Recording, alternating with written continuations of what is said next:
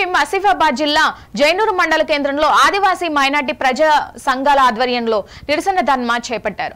జైనూరు ప్రభుత్వ ఆసుపత్రిలో వైద్యులు లేక రోగులు నరకం అనుభవిస్తున్నారని ఆవేదన వ్యక్తం చేశారు. ఈ సందర్భంగా ఆదివాసీ నాయకులు మాట్లాడుతూ కొమరం భీం జిల్లాపై మంత్రులు చిన్న చూపు చూస్తున్నారని, ఆసుపత్రిపై నిర్లక్ష్యం వ్యవహరిస్తున్నారని, జిల్లా వైద్యాధికారిని వెంటనే సస్పెండ్ చేయాలని డిమాండ్ చేశారు. ఆదివాసీల ధర్నాతో భారీగా ట్రాఫిక్ జామ్ ఏర్పడింది.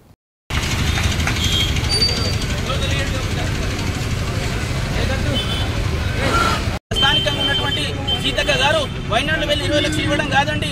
ఏజెన్సీ ప్రాంతంలో ఆదివాసీలు సరైన వైద్యం అందక తీవ్ర ఇబ్బందులు గురవుతున్నారు.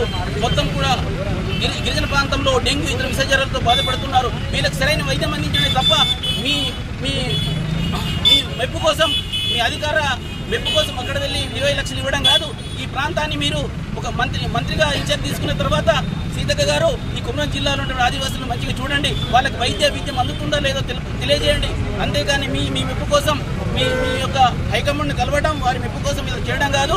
ఈ ప్రాంతంలో వైద్యం ఖచ్చితంగా అందించాలి. సిర్పూర్, లింగపూర్ తర్వాత జైనూరులో ఎటువంటి వైద్యాధికారులు లేరు, స్టాఫ్ సంబంధించిన వైద్యాధికారులు లేరు.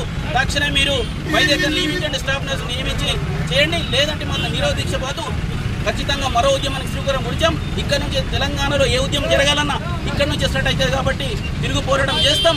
తక్షణం మీకు సాధ కాకపోతే గద్దె దిగండి. సీఎం రేవంత్ రెడ్డి గారు మావనాటే మా రాజ్య దిశగా మేము మరో పోరాటం శ్రీకారం చుడతాం.